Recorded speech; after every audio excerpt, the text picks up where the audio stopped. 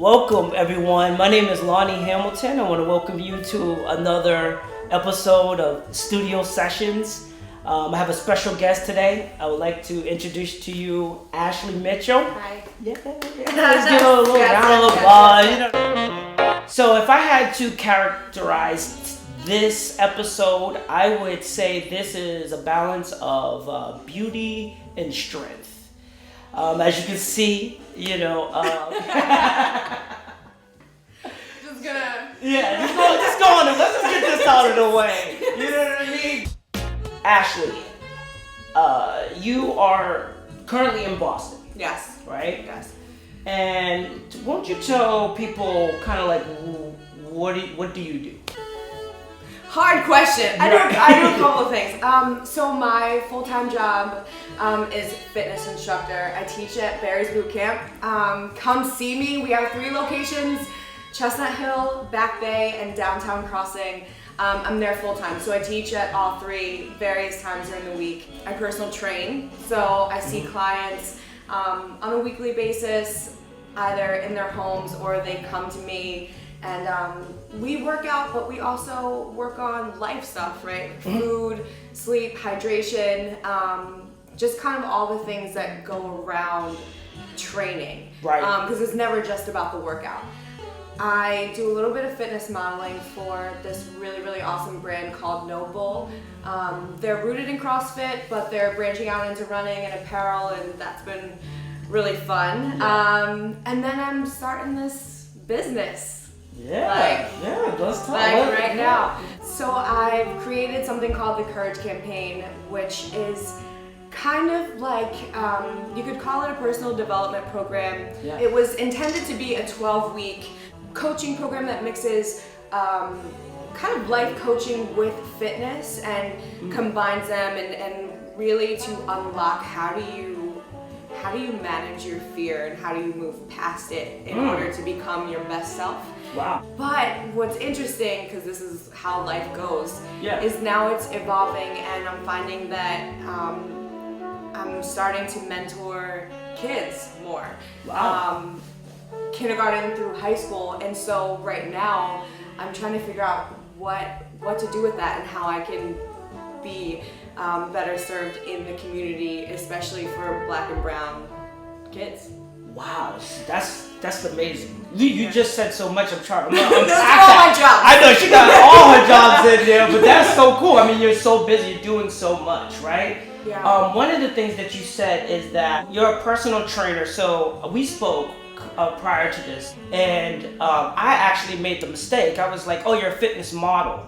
Yeah, and you were like, "Well, yeah, I do fitness modeling, but I'm actually I'm a trainer. I actually train people to look their best. I just don't like do a couple push-ups and take pictures, right?" Yeah. So, like, what's the difference for someone who doesn't know? Fitness modeling is really just, I don't want to say just because I don't want to minimize how someone makes their money, but how it's different from what I do is really, so I've had to get a certification and to study and learn about the body and to learn about what moves work for weight loss or for strength or for bodybuilding or to be able to personalize a training experience for people, whereas fitness modeling, as it's been for me, is standing in front of a camera while fit and taking pictures. So it requires you to be in some kind of shape depending on what brand. She's an athlete, so there's no cosmetic look. No. It's not, No. she has to work for her body. Yeah. And she helps other people get They there. ain't photoshopping. Yeah, there's no Photoshop in here. They're not giving me assist.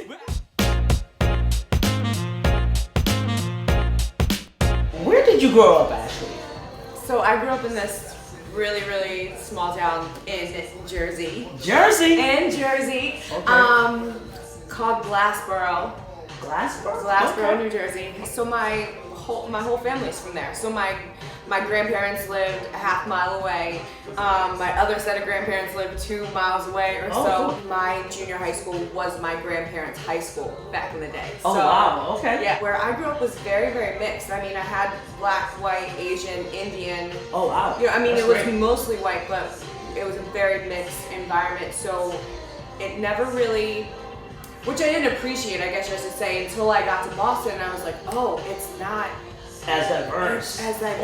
Or like, what do kids see when they go to school? Yeah. Well, you know, it's so weird because it's such a transient town, like with schools and hospitals and things like that. So it's like you see all these people, but when you go out to the bars or you go, you know, whatever, you just don't see that flow of people talking and interacting with each other. It's just like, everybody's kind of in their own thing. Versus if you're in like New York or something, you could sit down at the bar and make friends with everybody. Right? Yeah, the scene's there. You've slowly moved your way up to Boston, though. Yes. She didn't want to put in Rhode Island. So let's start. You were from Jersey. I went from Jersey. Jersey. From Jersey to Philly to Rhode Island for school to Boston. And you went to Brown University. I went to Brown. So originally, before all this fitness stuff, I was getting my master's in acting. The layers. I thought it was gonna be. Did you grow up in church? I did. Wow. Damn. Acting. So, do you remember in church when people would say to you, like, you need to let God use you? Yeah. Or, right? And, like, what does that mean? Especially when you're a little kid. What does that mean? It sounds a little weird. It sounds weird. But yeah. And I'm like, well, how? What is, if God is controlling everything, isn't he already using me? What do I need to do? Yeah. But then once you come into your own, right? Like, then you're like, oh, okay. When you feel comfortable in your purpose and you feel like you're working towards something bigger. So I felt like acting was that thing. I felt like, oh, right. And then when I got in it and I was like, oh no, this isn't this isn't quite right. But now I feel like I can use the things that I learned from acting and combine it with the things I have to do in fitness. Right. And it's like, oh, this. Yes. It just comes together. It's coming together. Yeah. And it keeps evolving. Yeah. But now I know kind of like which way to follow. Your parents were athletes. Yeah. Your father was, for those who don't know. This is always like, all right, so we're gonna get we're gonna get to the neck all that. So my dad was a professional boxer. Tony Thornton, the punching postman. You can Google that. Yes. You can like. Yes. Which I'm so grateful. My father passed away when I was 23. So I'm so grateful that I have these archives, right? That I can go back and look at this stuff. But y'all have no idea what it's like to grow up with a dad who's like actively fought Roy Jones Jr. Get hell of a fight. Like, that's amazing. So I have to imagine it was a very competitive type, because I know like I get my competitiveness from my father, so I find myself like competing in a lot of things with people, you know what I'm saying? Like stupid things, probably. Like I'm always just like, but you had two parents that were athletes, right? Yeah. Your mom was an athlete also. And what did she do? She was just like... So my mom's story is so interesting because she, my grandmother, my mom's mom, is French. Okay. Didn't come to the United States until she was 29, and my grandfather was in the army. Okay. So that's how they met, and that's how she got her citizenship, right? So my mom came over when she was 2. And they lived in the projects. And my mom has 3 sisters and 1 brother, and they were really poor. My grandmom didn't really speak English, and my grandfather was abusive. And so my mom played sports, right? She did cheerleading, she ran track. But her way out of that was really education. Like she had me when she was 20. She was in undergrad. She didn't drop out of school. Wow. And then so she finished her bachelor's and has 2 master's degrees. Wow. So, I mean, in my house growing up, like you're not getting away with anything. Yeah, that's tight. Everybody's working. Yeah. Right, and everybody's working to be better. Yeah. Right. So it's like it was competitive in that. Right, we're playing and we're doing sports and stuff like that, but it's competitive in like you better get your education, you better get good grades, and you better do your homework. And you get the worst because you got hard workers and they're athletes, so you get everything. Nowhere to run. Like, there was no running. There was no running. No. You told me a story that when you and your brother used to get into arguments, that your father would throw the boxing gloves in the room and basically was like, duke it out. Yeah. He was like, if y'all are going to fight, put the gloves on. I'm sure my mom was just like, right. You know what I mean? Because we would. Yeah. We would mess each other up. Yo, that's crazy. Yeah, and we would get into it a lot too. Over dumb stuff. Who's faster? Who won PlayStation? Right? Like, I would love to see like video of that of like my goodness, YouTube. I wish there was. If there were iPhones in the 90s, it would have been. It would have been. Yeah. A lot of people don't know about you is that you are a introvert. Like, a lot like myself. So, how do you stay engaged with a client and motivate them also? When you're with someone one-on-one, right, it's a little bit different than like a crowd or a party. There's a difference between being with one person and then like entertaining a lot of people. Yeah. And so the scary part or the hard part for me is like more when I'm teaching, and that's when I have to rely on bigger classes. Bigger classes. Yeah. Barry's holds up to 50 people. So, and like half of them are on the treadmills, half of them are lifting weights. So you have to give everyone their separate workouts, give everyone their motivation, stay motivated yourself, and it's hot, and make sure no one falls off the treadmill or breaks anything or right. Wow, I didn't know that was involved. Yeah. So like that's something where I feel like I need to rely on my acting training more. Just kind of like take a deep breath, and it's 1 hour. Right. And you're putting on a show for an hour. And then and then I can come back to myself. Yeah. But being one-on-one is so much easier because. So I said like my clients become like my family, right? And my friends. So it starts to become more of that than, and I do feel it sometimes and I'll be like, oh my God, I just want to stay at home and read a book and like be under the covers, but I can't, right? So, so I think how I keep them motivated is bring in fresh stuff. I want to make sure I know what's important to them, right? If it's learning how to do a push-up or a pull-up or whatever, how can I support you? Right. I think that's inherently motivating. And then also bringing in things and saying like, I think you can do this, right? Like I came up with some move or whatever, I saw some move and I think you're there, I think you're ready. Or picking up a barbell when you've only ever used dumbbells, right? Stuff like that. I think keeps it fresh. And then I think it's motivating to know that that someone knows your life and can understand where you're coming from, right? It's the empathy part of it.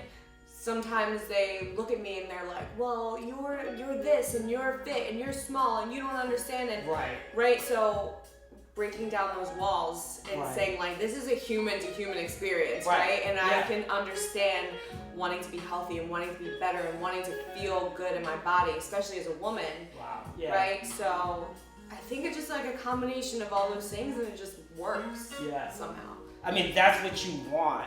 That's what you from want. A trainer. That's what you want to pay for, right? Because trainer's gonna know, like, you have to know when I'm bullshitting. Yeah. And you have to know. Especially after like a while and it's just like. Yeah, but also I think it means more when, obviously I get paid to do it, but if I'm opening up my schedule and like driving to you or you're coming to me, right? It's a commitment and it's something that we're both giving to each other. I drive to people. Damn! Hold on, let's talk about a trunk full of kettlebells and ropes and stuff. Damn! You bring that's a lot of freaking work. I think a lot of people don't I mean, if you're an instructor that's doing it right? Because Yeah. not everyone goes No. does all this, right? This is like it becomes like a family thing. I mean, some of my clients have kids and they'll text me and say, "Can my kids work out with us?" Right? And like, and then we're just we're in it. We're in it. We got Right? So I have like 6-year-olds, like with 5-pound weights, right? Doing it. I'm like, we're doing it. We're doing it. We're doing it. How do you motivate yourself? Like, what keeps you motivated? You lift weights, so I think you'll relate to this. Like, motivation is bullshit, right? Like, how do you can't keep yourself motivated, right? Like, even when we talked about meal prepping, 1 week you're motivated to you're like, I'm gonna like make my things and I'm gonna put it in my dishes and you got all your Tupperware, and then the next week I'm on fried chicken, right?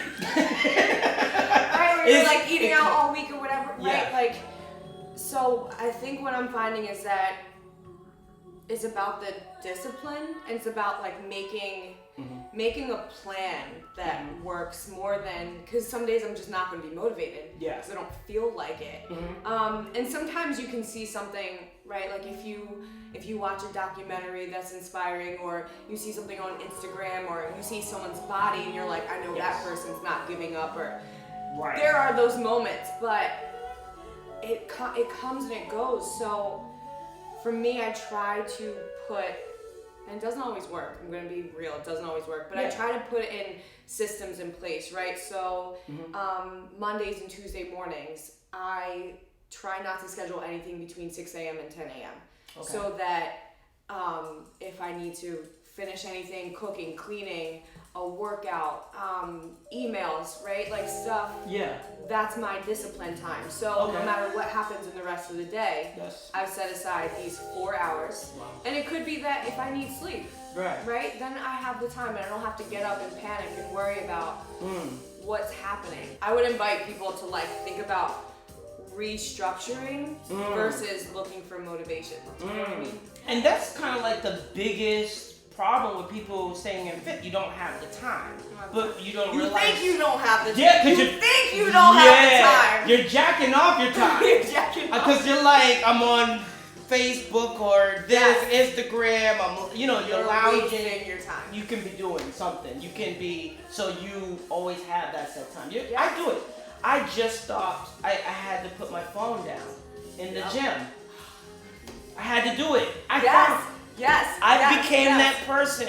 I've always been like an intense workout person. Like when I'm working, I'm like, boom, boom, boom. Don't talk to me. Right. Don't look at me. I don't want to have a conversation. Boom. But I noticed in myself, I was on the phone. I was the guy on the bench, like swiping through in between sets. People looking at me like, this asshole. Get him off the watch your machine. I was that dude, and I was like, you know what? Like, what are we looking for? Like in all those in between moments when you're just picking up your phone, like, why?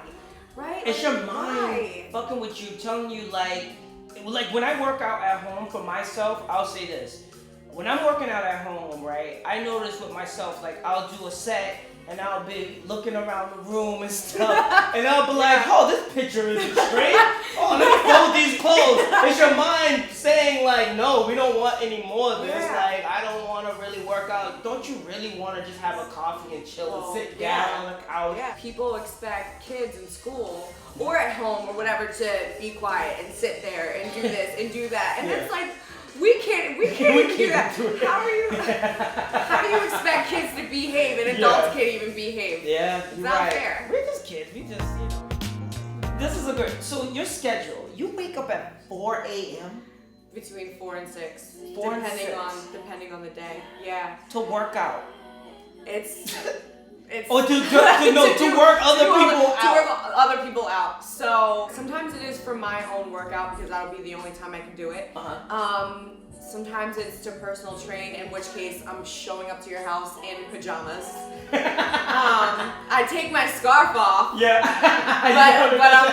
but I'm, you know what I mean? I'm in like sweatpants and slides, and that's it. Hold on. This is totally off topic, but I just imagine like you showing up with like the cigarette in your mouth with the head wrap, like I'm here to bust your ass today. That's it. It's all down. It it's still dark outside. Oh, Don't man. expect me to look Yeah, nice. Like, it's not about yeah. that, right? Or I have to get up and teach, right? Yeah. So, which means I gotta go to bed. It's 7:19 p.m. right now. My bedtime is in 40 minutes, and I'm not playing. She told me 40 this. minutes. Like, there was pressure here. And she said, I don't mess around with Don't my mess around. sleeping. I Don't was mess like, around. You can't. but that's why her skin's so perfect, though. Thank you. You know what I'm saying? Look at Thank that. you. It's glowing. You know, gotta get your sleep. Talk You about gotta get your balance. sleep. You gotta get your sleep. But that'll be the first thing to go. Yeah. With people, because you're watching TV or you're on your phone or whatever, and I just don't think anything meaningful is happening past that time. Right. Because you could even have sex before then, right? So You what do can. you need to do past 8 o'clock? If you're gonna have good sex, because if you wait after, it's gonna be late. You're gonna be kind of tired. You're like, all right. Yeah. So Or yeah. just you're wait right. till the morning. Yeah. Oh wait. Yeah. Exactly. Do it at 4. Do it at 4. Do it at 4. Do it at 4. I couldn't because I don't get up at 4 o'clock unless I'm getting on a flight. So. But you know, that's just me. And I couldn't stay up as late as you do. Oh my goodness.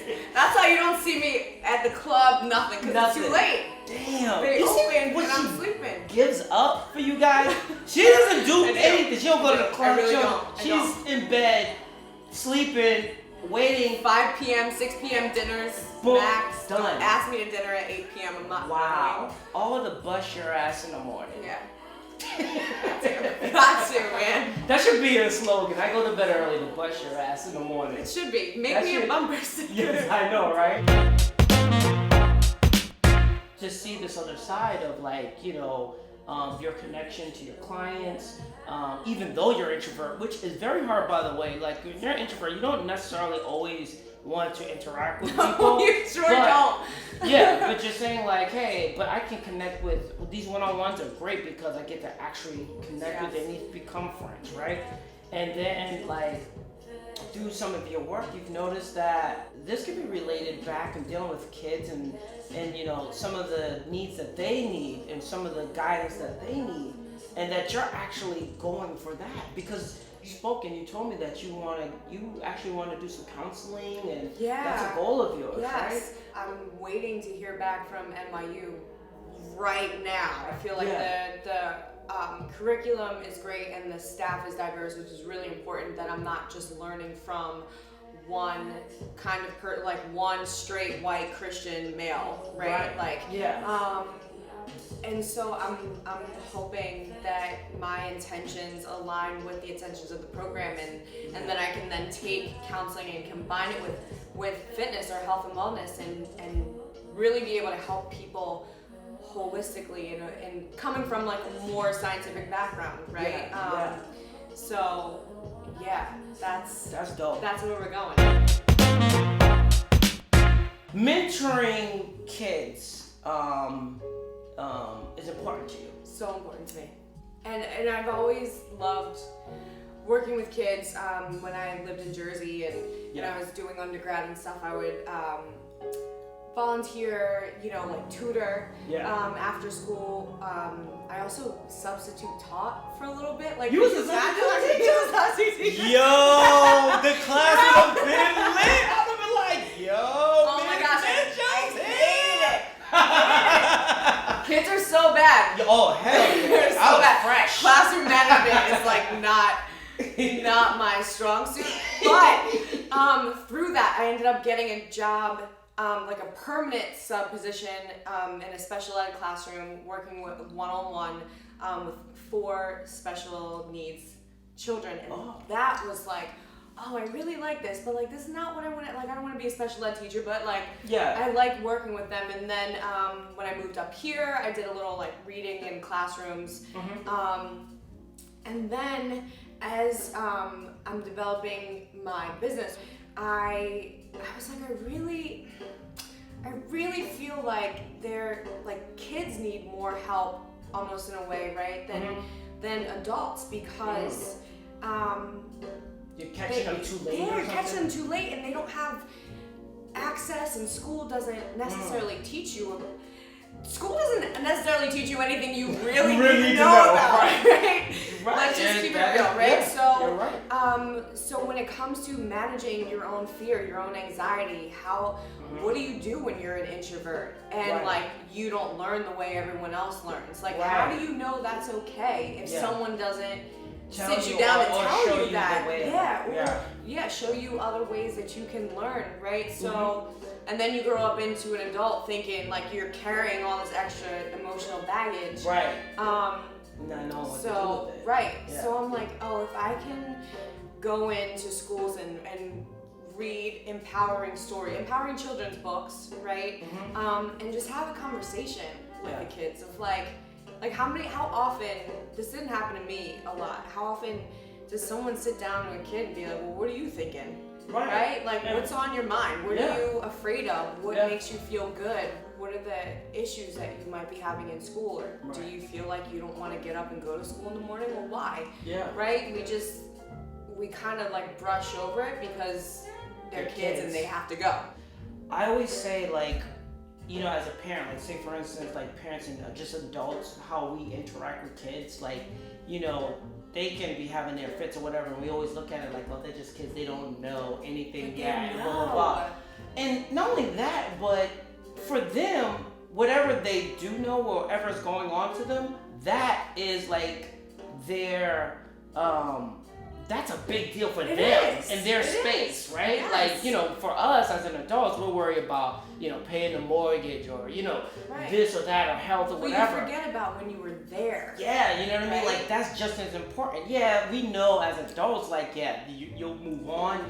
But emotionally, they're not in a place, they don't care about that. At the time, they're bugging out about that situation. So you should know and help them like release that tension or those fears or whatever it is or the anger, like address it, like, you know, it still needs an output, it still needs direction, you know what I mean? Just don't blow it off as, oh, they're just kids, you know, because then you have shitty co-workers or shitty people walking down the street, right? There are the kids whose parents were like, whatever. Yeah, you know what I mean? Yeah. So yeah, I definitely know what you're saying about that. And I do understand that a lot of parents are single parents. A lot of parents work. And there are concerns bigger than, oh, well, how is my child managing fear? Fine, I get that. Yeah. So that means that if I have the privilege of having a schedule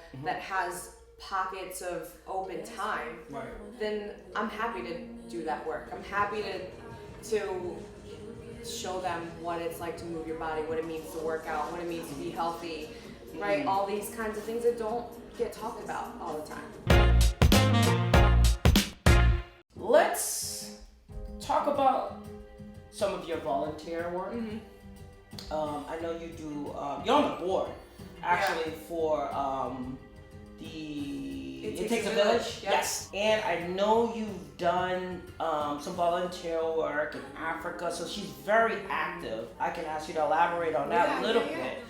So with It Takes a Village, a coworker of mine, on a whim, went to Africa to volunteer with another organization, and he saw villages that were run by women. Even when I was there, you didn't really see a lot of men. They were either like off working or whatever, but it was the women who were doing the farming, taking care of the children, all that kind of stuff. So he found that women are fully capable of doing any of the things that we do, right? Yeah. They just don't have the resources, which usually comes down to money and education, right? So they're subsistence farmers. And then so what he found was that they could actually grow enough crops to then sell. But how do you do that if you don't have like a small loan to sort of get yourself started with your seeds and storage silos and tools and right? So he took a class at Harvard Extension to learn about microfinancing and developing world. and then he was like, all right, I'm going to start my own foundation, and we're going to raise money, and we're going to provide 0% microfinance loans to these villages to help them get their businesses off the ground. Wow. And I was like, well, I'm going. I'm doing that. They're gonna upstage me. Yes, that's awesome. Wow. So then we went to go meet the women who were actually helping, and we got a chance to farm a little bit with them, like work in the fields. Really? You have no idea how hard it is to get a crop. Oh my gosh! In African heat at noon. Oh man. I mean, my hands were like calloused and my skin was ripping after 20 minutes, and these women are doing it for 4, 5, 6, 7 hours a day. Wow. And they have to feed themselves from those things. I mean, they're like boiling plantains and like, it's hard. Yeah. It's really hard. You don't take that for granted. We take that for granted, right? We go to the supermarket and just pick some stuff up. Yeah, in such quantity, like everything, in the United States is like if you have the money, you have a plethora of things that you can choose from over access. Even if you're begging on the street for money, right? You have access to more than these women have access to. As crazy as that sounds, that is true. Right? I've been to countries also, like I've been to different parts of the country, and I've seen people like just not it's just no jobs. Like there's nothing, and they're just like they'll take any type of job because there's just nothing. Like they can only be so many people do it. You know what I mean? Like there's an opportunity, they're on it. But to be here, we're so fortunate that you can make money almost doing anything here. You know what I mean? Anything. It may not be the living that you want. Right. It's not but you can make a living, but you right? don't have to go. Your kids can go to school. So these women that we work with, they live on less than $1 a day, right? Like, wow. What kind of blew my mind the most was, they have little convenience stores and stuff, and they have candy like we have here, right? Snickers bars and stuff. And I bought a Snickers and did the math, and someone would have to work for 2 whole months to afford one fucking candy bar. And I was like, oh my, right? Like, you don't even think twice about buying a Snickers or buying the people that we stay with. They had never tasted pizza before. Wow. We brought like Kind bars and stuff like that, and they had never tasted anything like that because it's just not in their price range. Right. It's not even something that they're thinking about having. If you want to help, the link is on my Instagram. If you want to donate, if you want to volunteer, if you want to come to an event. We also sponsor kids to go to school, secondary school and primary school. Primary school, it's literally, I think, $7 or $8 a month that you could send a kid to school. And secondary school is, I think that's $16, $17 a month. That's a sandwich or a salad every day that you're buying at, giving someone the gift of education. Sweet Green or whatever. Like, that's literally your lunch every day. It's your Netflix. Okay. It's your Netflix. Yeah. So my handle is at Ashley Mitch Fit on Instagram, or you can email me at armslikeashleymitchfit. Yeah, she'll be in the picture showing her arms like this, like it's crazy. Where's your handles again? Tell them your handles again so they know where you're at. Ashley Mitch Fit. You can look under Larry's followers and find me. Oh yes, you can always find through me, definitely. Or email me armslikeashleymitchfit@gmail.com. Yes, you want her as a trainer because the girl lives. She wakes up at freaking 4 a.m. to 6 a.m. to whoop your ass. So thank you for coming by. This was so awesome. I had a ball. We definitely got to follow up on this. I want to know. We're going to follow her. We're gonna follow her. We want to know what she's doing. As you can tell, this is why I brought her on. She's amazing. She's obviously a beauty, but there's more to it than that. And this is why I do the show. I want people to meet Ashley Mitchell and the beautiful and brilliant people that I do work with every day. But today, you got a chance to meet this one. We will see you guys again. Thank you for coming to studio sessions with Lonnie Hamilton. Again, the beautiful Ashley Mitchell. Thank you. We will see you again.